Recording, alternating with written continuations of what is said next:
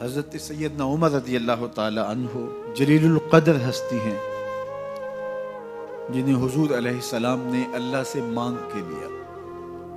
سارے صحابی رسول کریم صلی اللہ علیہ وآلہ وسلم کے مرید ہیں، لیکن جناب عمر میرے حضور کی مراد ہیں۔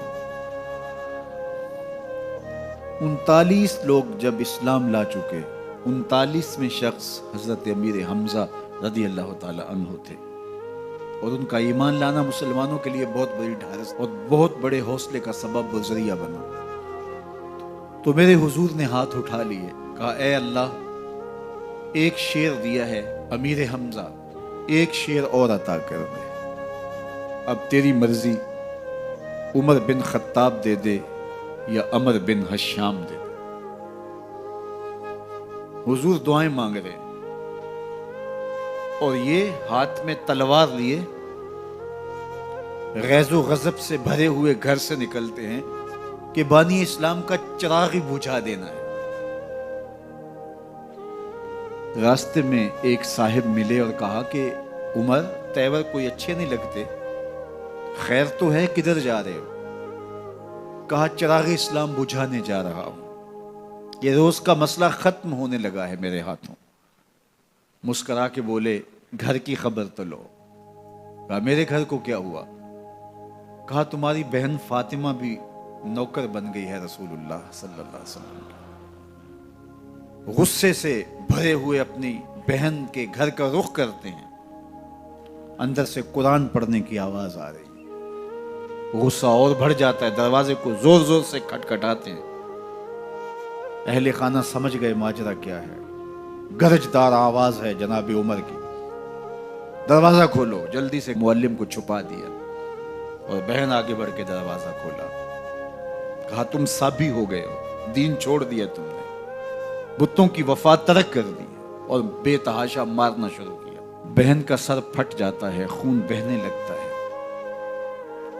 اور یہ مارتے چلے جاتے ہیں۔ فاطمہ بنت خطاب بولی عمر تم خطاب کے بیٹے ہو، سنو میں بھی خطاب کی بیٹی ہوں، جو ظلم جو جبر کرنا ہے کرو، میں محمد عربی کا دامن نہیں چھوڑوں گی۔ سوچنے پہ مجبور ہو جاتے ہیں وہ کون سی طاقت ہے جس نے بجلیاں بھر دی اس کے اندر۔ کہا جو تم پڑھ رہے تھے مجھے بھی سنا سکتے ہو؟ کہا تمہیں غسل کرنا ہوگا۔ عمر اپنے بدن کو دھو رہے ہیں، میرا رب دل دھو رہا ہے۔ اتنے میں معلم بھی قرآن لے کر آ جاتے ہیں اور قرآن کی تلاوت ہونے لگتی ہے۔ طٰہٰ ما انزلنا علیک القرآن لتشقیٰ، 14ویں رات کے محبوب چاند، ہم نے قرآن اس لیے نازل تو نہیں کیا تھا کہ تم مشقت میں پڑ جاؤ۔ بے تاب ہو گئے، کہا عمر کی عمر برباد ہو گئی، مجھے لے چلو حضور کی چوکھٹ پہ۔ تلوار حمائل کی ہے، بہنوئی ساتھ ہیں،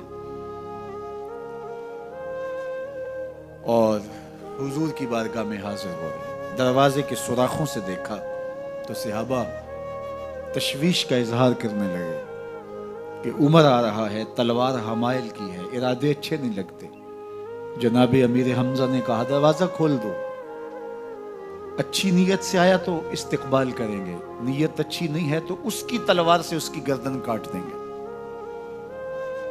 حضور کے سامنے جا کے بیٹھ گئے، گلے میں کپڑا ڈالا تھا، حضور نے پکڑ کے کہا عمر ابھی وقت نہیں آیا کہ تم اسلام لے آؤ؟ یہی وقت تھا عمر کے اسلام لانے کا۔ لبوں پہ کلمہ جاری ہو گیا،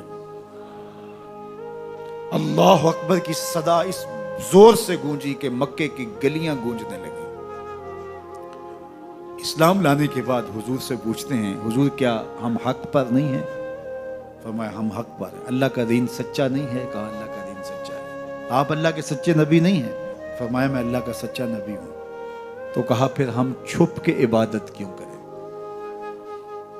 اب مسلمانوں کی دو صفیں بنتی ہیں، ایک صف کی قیادت امیر حمزہ کرتے ہیں، دوسری صف کے آگے آگے عمر بن خطاب چلتے ہیں، اور حضور درمیان میں ہیں، اور یہ ملکوتی قافلہ صحن حرم میں آ کے اعلانیہ عبادت کرتا ہے۔ حضرت عبداللہ ابن مسعود رضی اللہ تعالیٰ عنہ فرماتے ہیں عمر کا اسلام لانا اسلام کے لیے عزت کا سبب بنا، اسلام کے وقار کی علامت بن گیا۔ ایک ایک کے دروازے پہ جا کے دروازہ کھٹکھٹا کے کہتے ہیں، وہ تو اور خبر سننے کے لیے بے چین تھے کہ یہ بانی اسلام کی زندگی کا چراغ بجھانے گیا تھا، کوئی خبر لایا ہوگا۔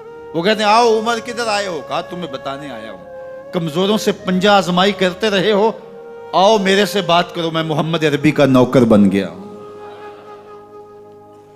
اللہ اکبر۔ میرے حضور نے فرمایا جب اچھے لوگوں کا ذکر کرو تو میرے عمر کا ذکر بھی کیا کرو۔ میرے عمر کی زبان پر حق بولتا ہے، سچ بولتا ہے۔ ان الشیطان یفر من ظل عمر، عمر کے سائے کو دیکھ کے شیطان بھاگتا ہے۔ اللہ اکبر۔ اسلام لائے تو زندگی کی ایک ایک سانس اسلام کے لیے وقف کر دی، حضور کا پہرا دیا، حضور کی ناموس کا پہرا دیا، حضور کی شریعت کا پہرا دیا۔ اسلامی فتوحات پھیلیں تو پھیلتی ہی چلی گئیں، کبھی مصر فتح ہو رہا ہے، کبھی ایران فتح ہو رہا ہے، آرمینیا تک مسلمانوں کی افواج پہنچتی ہیں۔ 22 لاکھ مربع میل پر حضرت عمر رضی اللہ تعالیٰ عنہ کی سلطنت پھیل جاتی ہے۔ عدل و انصاف کا دورہ ہوتا ہے۔ زمانے نے دیکھا کہ غیر مسلم بھی عدالت میں کھڑا ہے تو اسے خوف نہیں ہوتا تھا کہ میرے سے ناانصافی ہوگی، اس لیے کہ حکومت عمر کی چل